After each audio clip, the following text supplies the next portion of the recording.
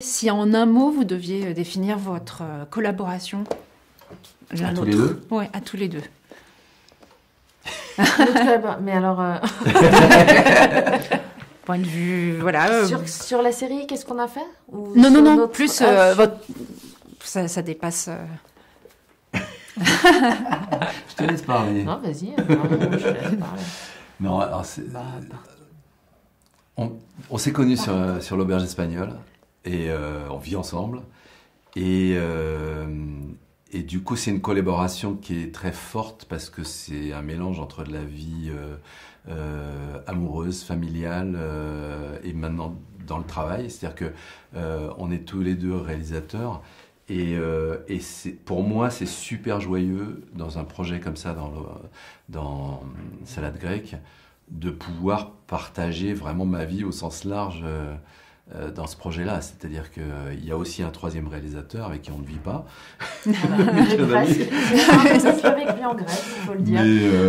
Mais en tout cas, c'est vrai qu'avec Lola, c'est... Vas-y. Non, j'allais dire en un mot. Donc... Partage. Voilà, c'est ça. Ouais, C'est sur joli, une ouais, série ouais, pour le tout à fait. partage, ça Voilà, marche bien. exactement. Et alors, justement, pourquoi dans Salade grecque, vous ne vous êtes pas trop concentré sur le personnage de Romain Duris, comme ça avait été le cas dans la trilogie? Est-ce que c'est parce qu'à 50 ans, on n'a plus rien à raconter? Un peu, oui. C'est-à-dire que je pense que... enfin, il y a évidemment des choses à raconter quand on a 50 ans, voire plus. Mais non, c'est juste que moi, si j'aurais pas imaginé faire un quatrième film, parce que j'avais un peu l'impression d'avoir épuisé le personnage de Xavier, où je me suis dit... là, du coup, je trouvais ça plus intéressant qu'il passe derrière et que ça passe à la nouvelle génération et qu'on mette l'accent plus sur les deux enfants, quoi, qui ont 22 et 26 ans dans cette série. Donc, voilà, je pense que c'était plus intéressant, en tout cas, de raconter la vie de la nouvelle génération, aussi pour la comparer à celle de l'ancienne génération. Donc c'est arrivé en fait par l'angle des enfants, Ouais. plus que de ce qu'on allait leur faire vivre. Complètement.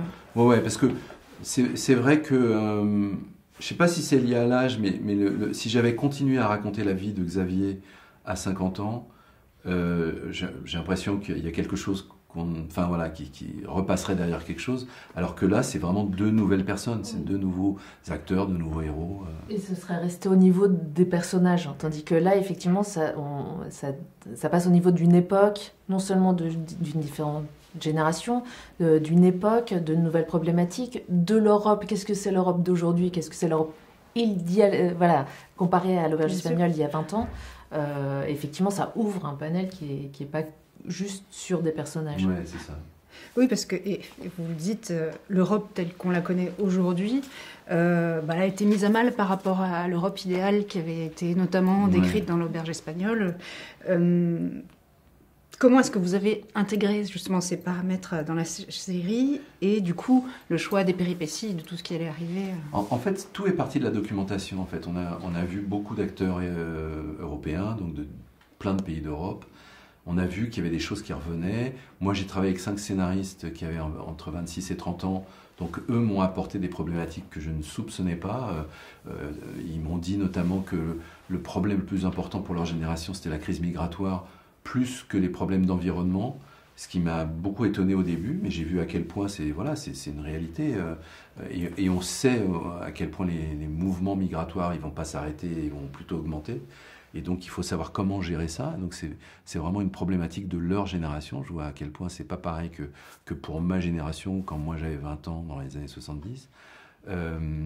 Donc, tout ça, c'était vraiment intéressant d'écouter les gens qui avaient 20 ans et qui évidemment, moi j'étais consciente de ces problèmes-là, mais pas avec mon regard de quelqu'un qui a 61 ans, quoi. Et vous dites l'Europe qui est mise à mal, mais la chose dont on s'est rendu compte, c'est qu'au contraire, l'Europe est très forte, finalement. Parce qu'elle a pas traversé des épreuves, là, récemment.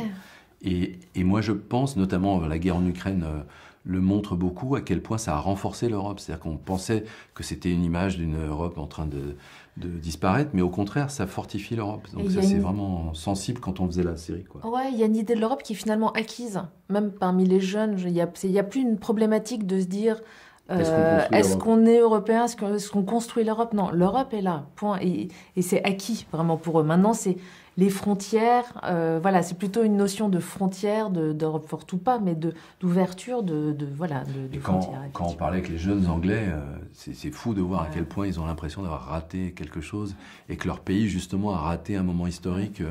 Il y a une sensation de ratage en Angleterre en ce moment. Justement, vous parliez de frontières. Ce qui est intéressant aussi dans Salade grecque, c'est que ça parle des frontières géopolitiques, mais pas seulement. Et au final, qu'est-ce que vous aimeriez que les gens qui ont vu cette série aujourd'hui retiennent de tout ça? C'est large. Non, bien sûr, mais en tout cas, moi j'ai l'impression que de se dire la cohabitation est au final la plus heureuse. La cohabitation, c'est mélanger tout le monde, c'est ce qu'il y a de mieux, évidemment. Voilà, avec son bagage culturel, avec son bagage... voilà, on vient non seulement de l'endroit dont on vient, du pays dont on vient, mais de ce qu'on est aussi. Et avec ses convictions, et il faut confronter ses convictions aux autres, peu importe d'où. Et cette cohabitation, elle est nécessaire. Et alors, le plus grand défi, quand on passe de scénarios que vous aviez écrits clairement pour des longs métrages, et de le transformer et d'en faire une série, en fait, c'est quoi le plus gros enjeu pour vous? Dans une série, là par exemple, Salade grecque, ça fait 600 pages le scénario des 8 épisodes. Donc c'est vraiment, il y a quelque chose qui fait que c'est un peu monumental, un peu un marathon quand on traverse ce truc. Moi, ça fait 4 ans que j'ai commencé à travailler sur ce projet. On a tourné pendant plus d'1 an. Enfin, on était en Grèce pendant 1 an et... Donc c'est juste très long, très compliqué, il y a beaucoup de personnages, il y a beaucoup de rebondissements, et donc c'est ça qui est compliqué à mettre en place. Sur les 8 épisodes, il y a moi ce que j'appelle la dictature du cliffhanger, c'est-à-dire qu'à la fin de chaque épisode, il y a une nécessité de donner envie au spectateur de regarder l'épisode qui suit, et donc ça force à avoir une écriture qui est assez particulière par rapport au long métrage. Et ça c'est intéressant, c'est-à-dire que... ça donne une dramaturgie qui est plus dans le suspense, où on fait plus attention à l'écriture que dans un long métrage. Et on a le temps, donc effectivement, à la fois il y a le temps de parler des gens, d'approfondir tous les sujets, et à la fois il y a beaucoup de temps, donc il faut quand même... on a le temps de faire exister tout le monde, mais il faut le faire bien exister.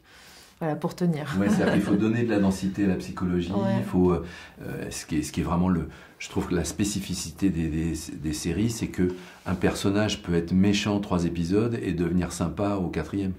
Succession, c'est vraiment ça le succès de Succession. Moi, je trouve les personnages atroces, et plus je regarde cette série, plus je les trouve attachants, ce qui est totalement aberrant, quoi. Et à l'opposé, des gens qui paraissent sympathiques peuvent devenir atroces au bout de 3 ou 4 épisodes.